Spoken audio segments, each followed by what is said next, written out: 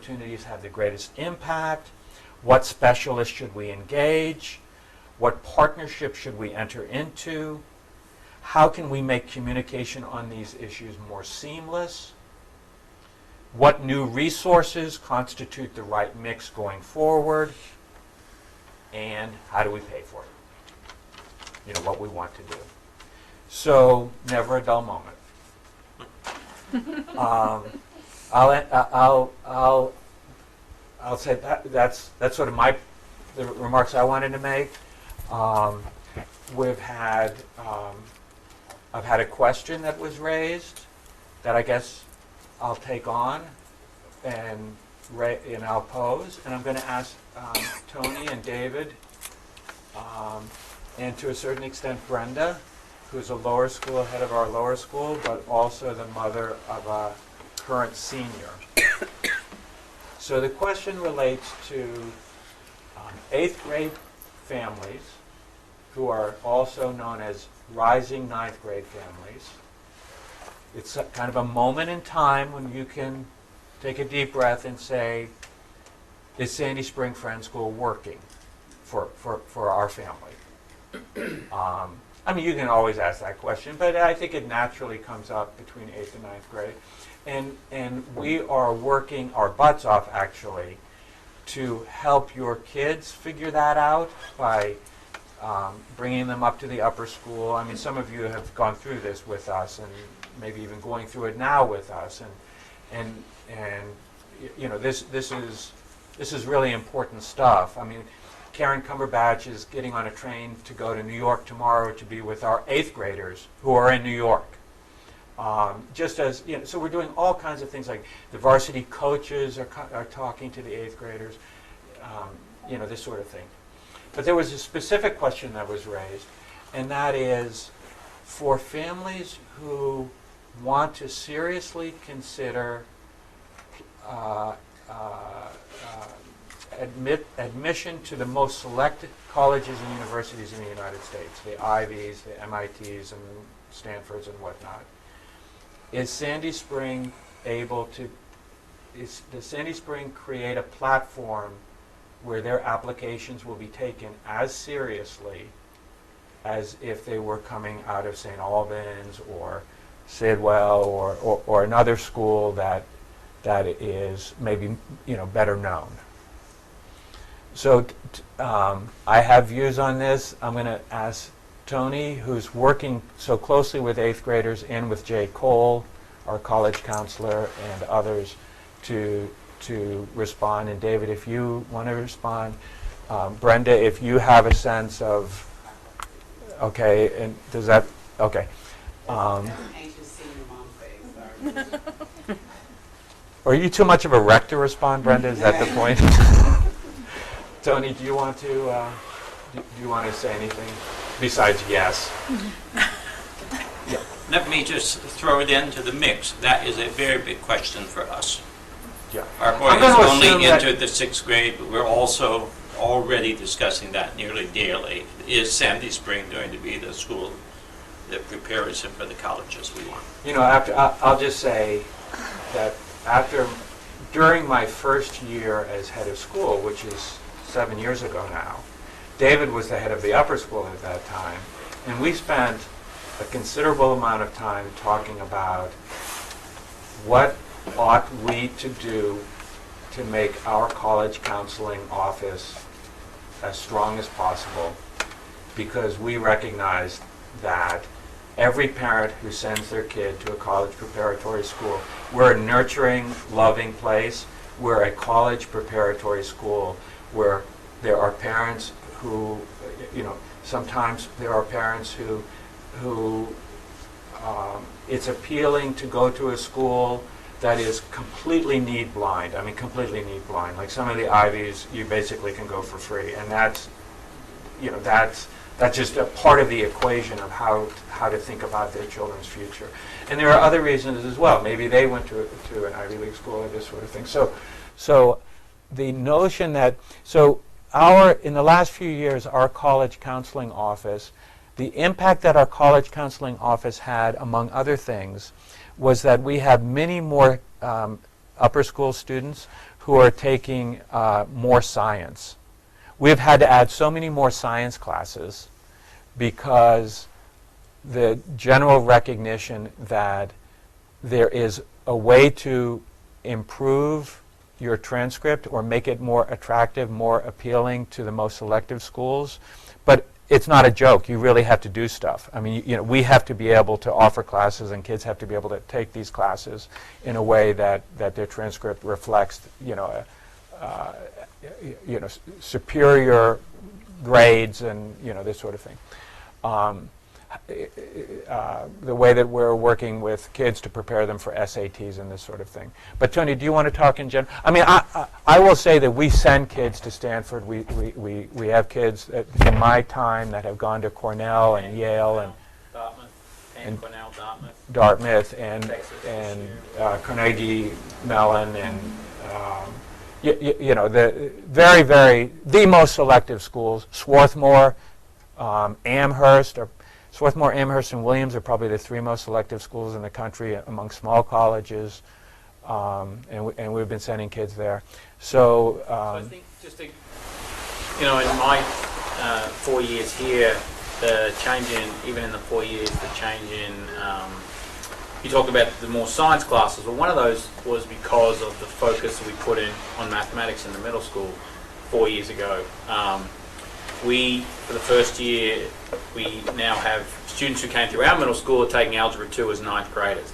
And why that's important is because you're opening up the AP sciences, in 11th and 12th grade, because you have to have achieved calculus to take physics, or you have to have, so that was a very important change in our math science area, David, to open up the sciences, not just the math. We've always had kids who've done well in math, but because they were getting through there earlier, we opened up a lot more science opportunities because they were getting through math quicker. The philosophy of the school, really has, in my time here, has been to really prepare these students a lot better. We did have, just last year, we had 2 National Merit finalists. David, am I right in saying that? So, and they both went to fabulous universities. So, the answer is yes, absolutely. They can, I don't think that there is a overriding culture of the student body that are driven towards that. I think that the majority of the student body are not, taken with Harvard and Princeton lights. That's never been their goal. However, there is a good core of students who are very driven by that. They are in very high level classes, and they are getting into fantastic universities.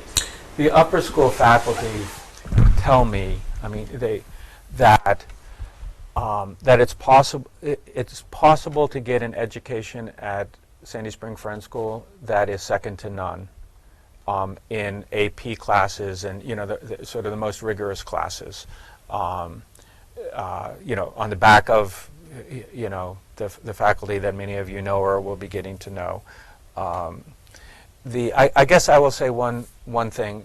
I'm a little bit on shaky, a little thin ice here, but as head of school, it's possible to put 80% of the focus on 20% of the kids, and it's possible for half of the student body to kind of thrive because they are in a pressure cooker that they do okay in, but the issues associated with not being in the top half of the class, you can be a super bright kid, but in every school, you're either in the top half of the class or the bottom half of the class. Where you might grade on a curve, but you are on the top half of the class or the bottom half of the class. So we need to grade ourselves on how well we do with the top half of the class. We need to grade ourselves on how well we do with the bottom half of the class, because those are our kids. And the thing that if I were to say the thing that I am most proud about Sandy Spring Friends School and most proud about being associated with Sandy Spring Friends School is that our kids don't pick their friends based on which half they're in. They don't decide who to respect or who to like based on which half they're in. They admire what each kid has. That's what I love most about this school. That's where I think that we're the most successful. And that's why I think the kids who go to Swarthmore and Cornell and these kind of places could not be better prepared for life than for creating a school that the aperture on who thrives here is wide enough to accommodate a lot of learning diversity and a lot of really brilliant kids. And, you know, that to me is, that's why I come to work here. That's why I think Sandy Spring Friends School is going to save the world, actually. Is because I can't think of a better way to make a contribution. I mean, this is what I ask people sometimes. I basically say, imagine we were starting a school. Now because I want you to imagine that. I want you to believe that you're starting a school. We happen to be starting it right here on top of a school that's been here for 54 or 55 years. But imagine that you're starting it and you can make it however you want it. For your kids. The way I want it is to have that piece where, you know, where every kid, where we're not having to choose. I just have never been convinced that you have to choose between a pressure cooker, you know, high achieving school and a place where, in this place. Tom, I get asked that question more than anyone else, obviously, on this campus. And I've also lived Bethesda schools. I have lived that as a teacher. And so what concerns me about a child that is in a school, you know, like St. Albans, is that the expectation that is set by not the child, but the expectation that is set by their peers and by their parents, and what happens when they don't reach that expectation. They do not have the skills, they haven't had that support system that we provide here that tells them that University of Maryland is fantastic, that Towson's fantastic, that, you know what, you may need a year at Nova and transfer into UVA. You know, that is where this community wins every time, because that we will push these kids to the best of their abilities. We will set them up. There is every opportunity to get to any school you want to in this country at Sandy Spring. And it's great that kids have goals, and we push them to set goals and to reach that level. But at the same time, the fall, if they don't reach that goal, it's more manageable. David, did you want to? Yeah, and at the risk of repeating much of what's been said, I think we try to run that fine line between being realistic with students about what it takes in today's competitive college market, to not sugarcoat that for kids, or to not deceive them about the challenges there, and, you know, the ways that you kind of have to play the game to some extent to go through that process, and yet help them find their authentic selves, and to not feel as though that's the measure of their self-worth. And I think we do that pretty well at the school, and we're always looking for ways to do it better. One of the things I always ask alums when they come back to Sandy Spring is I ask them, you know, it might not be the first question I ask them, but maybe the second or third question I ask is some variation on how well prepared do you feel? Are you running into any difficulties in your classes where you felt over your head or whatever? And invariably, and it's whether a student's going to a small, more regionally known college or a large university or a highly selective school, invariably what our graduates come back and say is, you know, I'm much better prepared than my classmates.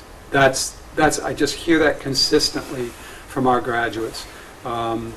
And again, it's not to portray that we've somehow figured out some magic formula, and we don't have to do any more work on that. But that gives me confidence that we're on the right track. Kathleen? Well, I don't know if we could pull this off in a civil fashion, but it might be worth a try to at some point have, instead of just you up there, have the representatives of your college counseling team and folks like David and Tony, and open it to the parent body of students across divisions, because I think parents start thinking about this in, third grade. I mean, they're already looking, and articulate with perhaps some actual data what the information is and what the philosophy actually is, because it kind of comes up in sort of little conversation here, a little conversation there, but I don't know that it's ever thoroughly articulated. We're trying to give opportunities for the kids who can embrace that, to have all doors open to them, if that's a possibility. And we're also trying to not leave anybody behind and get something a little bit deeper out of our educational, how to put that out there and then parents can have a little Q&A, but maybe some data. I don't know if we track how many kids are retained in college once they get in, what graduate schools they go to after their initial four-year college, give some information. Yeah, and we have a lot of data. I think we have the amount of financial aid kids get. Our kids go to college and they get a phenomenal amount of merit scholarships. So how can we get the data to the people who are interested in the data? Okay, all right. Mimi, do you want to? Yes, that was your. No. Tony? Yeah. Jay's compiled it. I mean, he has that, Yeah. that data. And we are spending, I'm sure Jay has something arranged later in the year or to come for 8th grade families. Am I speaking out of turn? I think he begins to meet with 8th grade families. In the past, they've done all sorts of college or high school workshops where parents pull together kids who've gone on to colleges and back. I mean, there are events happening for sure. And we have events around kids who are interested in playing, playing athletics either at the D1 level or D3 level. And we have special nights for kids who are looking specifically for art school and creative expression theater and music and this sort of thing. So it's actually, there's a lot going on. Yeah. One of the wonderful things about Sandy Spring in our experience is that since you have the tutorials, and I think in the upper school they're called something else, but in the middle school you have the tutorials so embedded in the schedule, and every day there's at least 30 minutes when if there isn't some special program going on, that the student can go and talk to whichever teacher they really would like to have an extra 10 minutes with. I think that Sandy Spring, better than most schools, can say, we don't leave any student behind. Any student who wants to learn will learn. Any student who wants to do well will have the opportunity every day of the week to go talk to the teacher they need an extra 15 minutes with and have that extra hand to help them forward. So I think you're right in what you said about taking care of all the students in the student body. That's definitely, it's not just part of your philosophy, it's part of your school schedule structure, the structure of your class schedule. I'll just add anecdotally, we have a grad who went on to Darden School, the University of Virginia Business School, and she was selected to be, these shark tanks. So she called me up and she said, why don't you bring some of your, a couple of kids who will really enjoy something like this, and come on down and they can participate. And then we realized it's an open bar, so we had to tell the bartenders, do not, So you parents out there, we were watching everybody. And so we had, I won't, it's not exactly code, but we had Davey and we had Ben and we had Lindsay. We had these super bright kids. And so I drove them down there. It was a nice opportunity for me. Heads of school, the one part, I'm not complaining, so, but it was a really wonderful opportunity to be with, you know, these kids, these overachieving kids. And so I said, you know, are you guys bored in school? Are you busy? You know, are you challenged? I mean, like, how are you doing? And they were, you know, every single one of them, it was like, oh my God, we're up till midnight, we're writing papers, we're doing, you know, extra stuff here, we're in torch, we're in sports, we're in, you know, our lives are just so packed. And, you know, we were talking about no homework days. I don't want to get into this discussion right now, but we were talking about no homework days. And they were like, oh, we love the no homework days. You know, it's sort of the, you know, we just sleep, you know, we just catch up. We need it. We need them. And, you know, it just gave me, again, it's an anecdote, just a couple of kids, but, you know, it helped me see that for these kids who are driving hard, they're getting a lot, you know, they're like drinking out of a fire hose. And it's challenged by choice. I mean, that's, Yeah. a lot of those kids, I mean, they have sought out that kind of, you know. John? Just a fast point of information. How many kids do not go on to high school here when they finish the 8th grade? Is there a considerable loss during that? It varies from year to year. I mean, it's, You know, it's different every year. 2 years ago, we lost 6 out of 40. Last year, we lost 11 out of 46. And I say it as lost because we really would like to celebrate every kid going on. But having said that, you know, this year's 9th grade is 35 middle schools and 35 new kids. And the 9th grade team teacher's saying this is the best balance we've ever had. And so I look at the 8th grade and say, wow, there's 52 8th graders this year. Wouldn't it be great if we got them all? And then I'm hearing from the 9th grade, but we love the new kids coming in. And we, as Tom said, we're not going to grow anymore. You know, it'll be 70 again. So sort of finding that fine line. But, you know, and the question, where do they go? We lose kids to the magnet program. We lose them to Blair. We lose them to Roosevelt. We lose them to Richard Montgomery, IB. You know, actually celebrate that, because that means our middle school has done fantastic work with them, to be honest with you.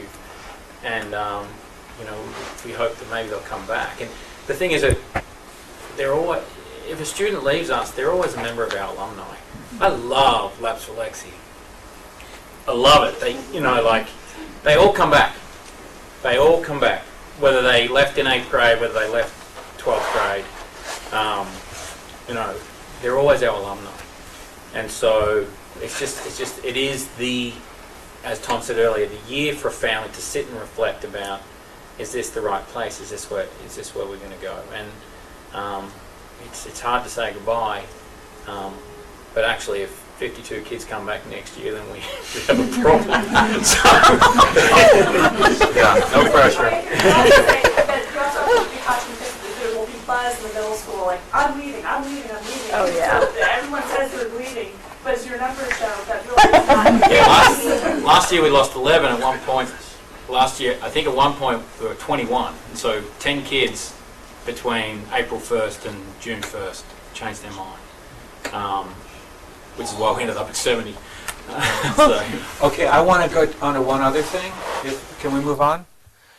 I said that we would ask each other questions. I have a question. We have student government representatives in lower, middle, and upper school. And I wonder if anybody would like to share a view on how their children experience the kind of, if I can put it this way, selection process around student government. Is there a, under the what does better look like, you know, we try to follow Quaker principles and Quaker governance, and from an adult point of view, we've kind of convinced ourselves that it's all working. But from a kid, I want to just think about it from a kid's point of view for a minute and ask, you know, developmentally, are people getting feedback at home that you'd like to share with the school? I mean, with me and others? And you can write me a note about it later but remember student government in your high school? It's whether you ran or didn't run or voted or, there's, it's sort of a popularity contest. We try to remove some of that and try to introduce a sense of discernment and a very positive kind of attitude about, it's not like don't vote for them. It's like, here's why I think so-and-so would be. And I know in the upper school, I think it's incredible the way it works in the upper school, and I've spent a fair amount of time observing it and being part of, not being part of it, but observing it. I just, I have had people ask about it, and I just wanted to raise it at the point that nothing's off the table. If there's some good ideas have been shared already with me, and I just wanted to take this opportunity and put it out there.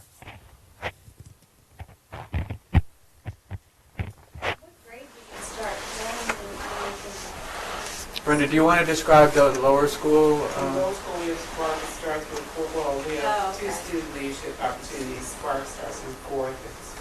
Four representatives that are nominated by their peers in fourth and four in fifth, and then we have the student body committee.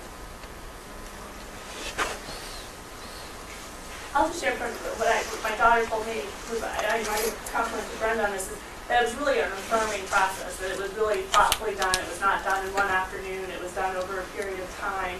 And it was really thoughtfully explained this is not a popularity contest. And for those that were nominated, I believe you then told each of them something positive that was shared by the group. So every kid felt, wow, this is what my peers think of me. So even if I'm not ultimately selected as one of a couple of representatives, my peers think I did this well, or I made a difference in somebody's day or life because I acted in this way. And that was a really positive and powerful message, I think, for the kids to get, and that's certainly not something you would see in most other settings. So which kids to get?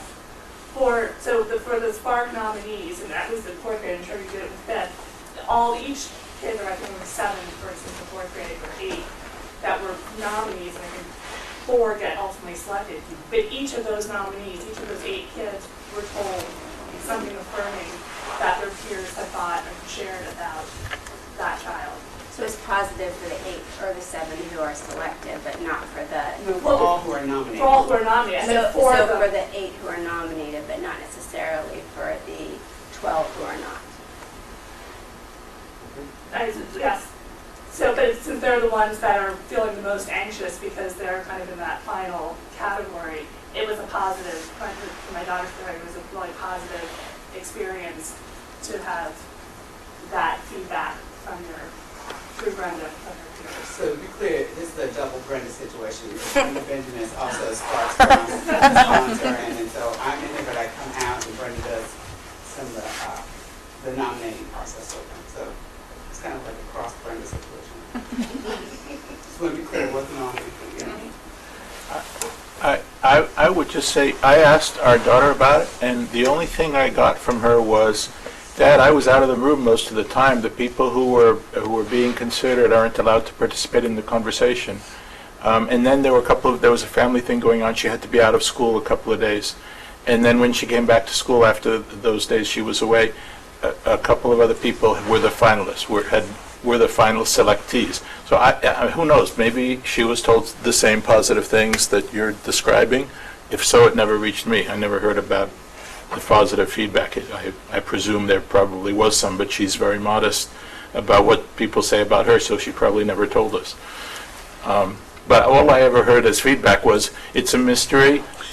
No one ever explained to me how it works or why it works. I don't know why I was being considered, and I don't know why the others were picked, and it's a total black box.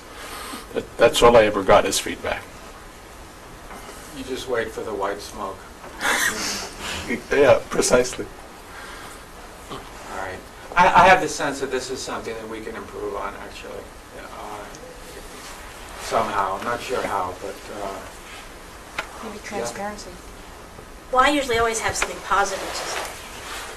But However, it's like your college admission letters, however. Well, from our perspective, or at least from what I gleaned from what my child had to say about the lower school Spark situation, was, I think, relatively accurate in that the 4th grade boys that were picked were the most athletic, and the 5th grade boys that were picked bought the votes because they brought gifts for every person in the class. One child made something for each one, and the other one brought these different colored little bears. He's like, that was a good move. They won. So I know we have our way of doing things, and it's often very successful, but I don't think that it really necessarily was. My student was interested in doing the actual activities of the Spark program, and again in the middle school program, to actually do the things, not be the cool kid that got picked. So I don't know how well it actually works. I don't know anything about middle school. It's a mystery.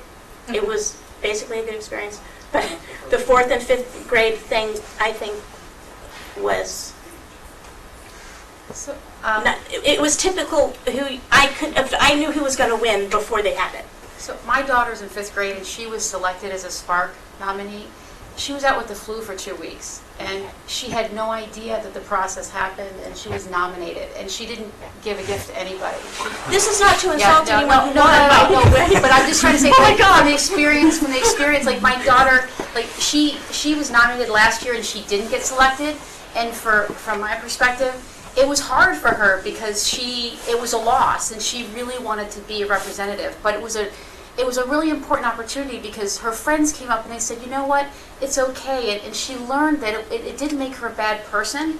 It's a process, and that there's an opportunity in the future. And for me, it taught her that it's okay to not win, it's okay, and that there were people around who still supported her. And then this year, the fact that she was sick and she was nominated by her peers and not even being there, and she was selected. And for her, it was really very affirming for her because she is somebody who doesn't always feel like she is one of the cool kids. In fact, she feels like she's not at all because she's the kid who is a little more shy, a little bit more sensitive, and she was selected, and she was like, wow. And for her, it was very affirming in that way. So, like, for me, it's a lot of life lessons. It's like, you win some, you lose some. You know, her best friend didn't get selected, and it crushed her.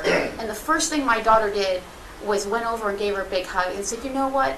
You know, I still love you, and this is what matters. And, you know, we're still best friends. And in the end, you know, maybe next year you'll be selected. So for me, it was that, like, it was a positive process. You know, it's never like, it feels like a popularity, and people's feelings are always going to be hurt. But I think what it showed is that it's through how others supported her when she lost and when she won. And boys and girls Yeah. interact somewhat differently with one another, too. Right. So that, for me, but that was my experience. So, you know, it's tough, but at the same time, you know, and it was a teachable moment for us last year, and it was also a very affirming moment for her this year. So that was just my experience. I can speak for 3 kids that don't want to have anything to do with government or so there's also kids out there that don't care. Yay! So their feelings can't get hurt. I think it's really interesting listening to this very small sample for the people who have talked to have girls who have been nominated versus the boys, and I'm in that group too, who have not. And maybe the handles of emotions, that there's a difference between being nominated and then maybe not getting it. That's a whole different feel of emotions. Or being nominated and getting it. And why do we even have it? And we're a Quaker school. And why are we talking about selection in 4th grade? I mean, these are all questions I have. Why are we in 4th grade talking about selection? Why are we talking about elevating kids above others? Even if it is a Quaker process, they're in 5th grade. They're learning to bring in gifts at a young age that potentially will sway it. My concern is that there isn't a significant benefit. So what's the benefit of Spark in a fourth grader that merits this? There's other ways to get these lessons. There's a lifetime of lessons of not being chosen for teams, for a ton of other events. Why are we the one Quaker school on the East Coast who has a student government in lower and middle school? I just don't see the benefit, frankly. I see for a Quaker school that you bring up a very good point. You could literally have a sign-up sheet for everybody who wants it and then rotate people in and out. And that's what they do. Brilliant. They have sign-up sheets and they have committees because that's how they handle it. So that if you want to do X activity, then you're the committee that does it. And they do it in middle school too because they think, gee, we've all been in middle school, yowza, I don't want to go back. I don't want to be in an election. I think that'd be and great. I don't understand why we do it differently. And we've had this discussion, so I brought it up individually because it was something that my kids asked me, we're a Quaker school, why are they doing this? And I went to Quaker school, my dad went to Quaker school, and none of us could come up with an answer of why we're selecting 10-year-olds above others. I like the point you raise, and I'd much rather see kids pushed out of their comfort zone versus the kids who are the leaders being elevated higher. So, good point. And leadership comes in different ways. It's not, there's different ways of being. You don't always have to be loud. Kathy, did you want- Well, this is being recorded. Oops. We've had 4 years, 5 years now, I guess, of this dynamic, and sometimes it's gone okay, and sometimes it's gone very badly. Brenda, I'd like just to apologize again. Anyway, and Irene has been on the student government in middle school. She was nominated. She's been in lower school.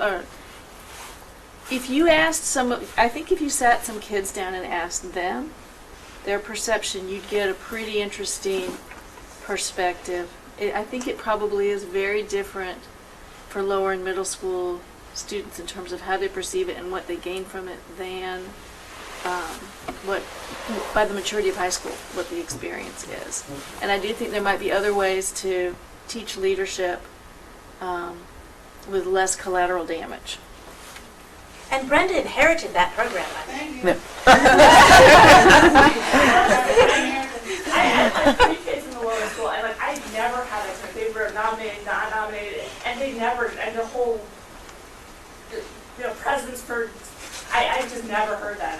One of my kids is in high school now, the other one's in 8th grade. It just was not that experience. I'm sorry that you had that experience. I don't think that's typical of We moved on from it, but Yeah. you opened the door, and you think you wanted influence. Yeah, no, I did. I wanted to talk about it, something that might make, I don't think anybody should feel uncomfortable about sharing their experience. And didn't I mention about continuing revelation? That's the whole idea here, that we're here for each other. And not that we can make everybody happy all the time. I'm not confused about that at all. I just thought we could talk about it a little bit. I think we could ask the question of our kids, how do you want to serve? That there's so many ways in which we as parents serve the school and so many ways that the kids can serve. And I think that will allow for stepping in and participating. If we talk about why we practice, it's to participate, or that we could ask the kids, how do you want to serve? And it becomes, and we could explore with the kids in terms of those spots that feel a little scarier. As teachers, as mentors, being able to approach a child and say, I see in you the potential to do this. How can I support you in doing that? And serving in that kind of bi-directional way. Okay. Anyone have a question? Brenda, did you want to I comment? just have a comment. Well, I feel like there's a lot of layers to Spark. First, it is part of my vast inheritance. True. And the role of Spark has really kind of evolved over the last several years in that we use those students as leaders really to kind of help us drive forward the Quaker piece. They are the ones who help us. They formulate queries to help us try to think about the testimonies in a lower school appropriate way. So the privilege that goes with that is that they get to sit with their reading buddies on the facing bench at the meetings. But every so often they will, come up with some service issue and put that out to the lower school student body. But there's no, there are no super duper privileges around being around Spark besides, you get to come to open house and walk around and tour people if you There's remember no what you're supposed to privileges say. that you perceive. Well, so some of just to be clear, so it's not like they're having parties and things like that. It is, I think, for sure, not too far off from this notion of student government. It's not student government in lower school. I think for some of the kids, they do perceive that those students have other powers and privileges. It's not intended to be that way. We've cut out a lot of the pieces that, like these little clandestine meetings with Spark in the lower school head, those don't happen. So really for us, we're using it to kind of feed who we are in terms of how we learn about our Quaker values, our testimonies. The hardest part, I think, of the whole Spark process is that it lays open this notion that who you are and who you bring to school, how you treat your peers, how you present yourself, how you step up in terms of responsibility, that, that all comes out in a conversation when you start talking about leadership versus popularity. And unfortunately, and I know this happens all the way up into upper school because I am an upper school mom, peers pay attention to each other and what works for them and what doesn't work, and they can go through Quaker decision making and decide who it is they want to represent them if ever someone is called to represent them. And so, yeah, that journey does start in lower school.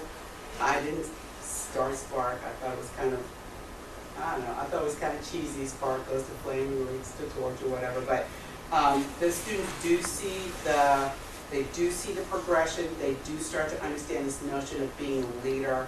They do, in time, I think disappointment is really, it's difficult, but it's part of growing more resilient. So in every way, in every class, we try to find some way for the students to have some type of leadership roles. They look different. Right now our structure is that we do have Spark, we do have Flame, we do have Torch. We just modified it to make it a little bit more, I think, compatible with what we're doing in lower school. I came from a school where there was a special group called the Blue Blazers. And they were a very elite, privileged group that only got to do certain things. And so trying to take some of the pieces of status away from Spark and make it a little bit more holistic in terms of what we do is something that Brenda Benjamin and Tim, who's done previous work with Spark, and I have kind of been working on. Do we have ways to go? Yes. And I've talked to heads at other Quaker schools, and what they do in terms of student leadership is very different. Some of it is, they have garden clubs and things like that, or they might have book clubs or library clubs. Most of those lower school heads and middle school heads are like, wow, we should be doing that. We should be doing something where we get our kids to kind of understand about Quaker decision making and really having to pursue opportunities to have a group like Spark. Will we do it the same way? Don't know. But I've had some really nice discussions with folks about it over the years. So, we might be outliers in terms of being, one of very few schools who are doing this kind of thing, but I think other Quaker schools are looking like, well, we hadn't really thought about having that type of leadership opportunities for our lower school students. So I I think there's pros and cons on either side, and like everything, change wouldn't hurt it. So as Brenda was talking, it made me think about, why would we limit anybody who wants to volunteer and have a leadership role in something? They're just, oh my God, there must be a gazillion ways you could express that or do something. And we're always trying to get more parents to volunteer. Why would we limit children volunteering for opportunities? All it takes is a bunch of bodies in a room to come up with ideas of ways anybody who wants to volunteer in some leadership role could do it. And I also want to shout out for good followers. There's nothing wrong with being a good follower. And that shouldn't be diminished either. And even the followers, they're leaders in other aspects of their lives that don't have to be elevated to some aspect that is publicly acknowledged. I do want to speak a little more to this because I have to say it's actually a bit of a concern. Because what I felt so powerfully when you first spoke, Tom, when we opened the initial conversation, was I was building from last year's session last year about how this school really works to make sure that everybody feels included. We had a conversation about race last year, about how persons of color often feel like that their school that they don't belong in private schools. That's a conversation you have, and how this school works so universally to make sure that every child feels like they belong. And when we talk about going from individual to a web, the idea that community is so much larger than ourselves.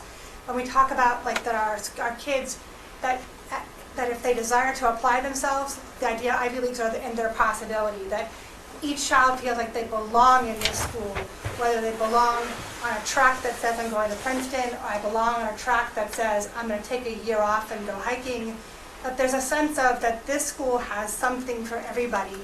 And my anxiety right now is, and my child was nominated and was and felt very honored to be part of that process, and was very proud of the people that were ultimately selected. She was excited to be part of the process, but I'm hearing something more in this conversation, that there are that we have a way of almost crushing the spark. That we have kids that are really excited about the process, that say, that their perception, not our perception as parents or as administrators, but their perception is that this is a really important process, and that their perception, and I think there's how we see ourselves and how others see ourselves, how others see us and how we see ourselves, and that's a dynamic that really has to be understood in order to sort of have it all work. And I'm hearing a kind of that there's a perception from some children of feeling like they don't belong. That process isn't theirs, that's for someone who's more popular or more outgoing, and that's not a space that they can take. And I think it's a larger conversation than just right here, but I think it's something worth addressing in more depth. Again, not because I'm in a particular pain spot about it, but because I am in a pain spot.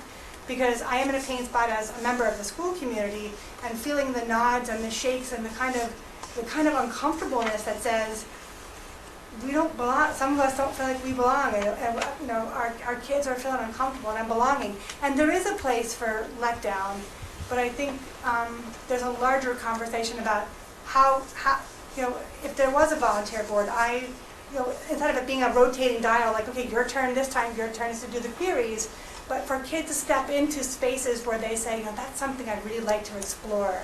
That as part of being, as a member of my school community, this is something I want to take on in service to my own learning and to my school's learning, to developing that sense of I and we. I'm reluctant to say anything since I said something earlier, but I'll make it quick. I have not heard anything negative. I didn't mean to imply with what I said about our daughter that she disliked the process. Actually, she said that the people who were selected at the other end of the discussion pipeline were great. She thought that they were the perfect people, and they were friends of hers, and she thought they would be able to take the job seriously. But of course, if there are people in the community who want to do it differently, the natural process, it seems the obvious alternative would be just to make it part of the the committee process. All the kids are already on committees. And you could just have one more committee that is the testimonies committee or the spices committee or the board or whatever it is, and everybody who volunteers for that committee is on the committee and they take turns doing the responsibilities of that function. I mean, I'm not advocating that, but I'm saying if there are people who don't like the current process, there is an easy alternative, which is it's sitting right there in the structure already. I feel like from an outside perspective, since we're only in second grade, the big difference between just being a leader on a committee is the peer-to-peer piece.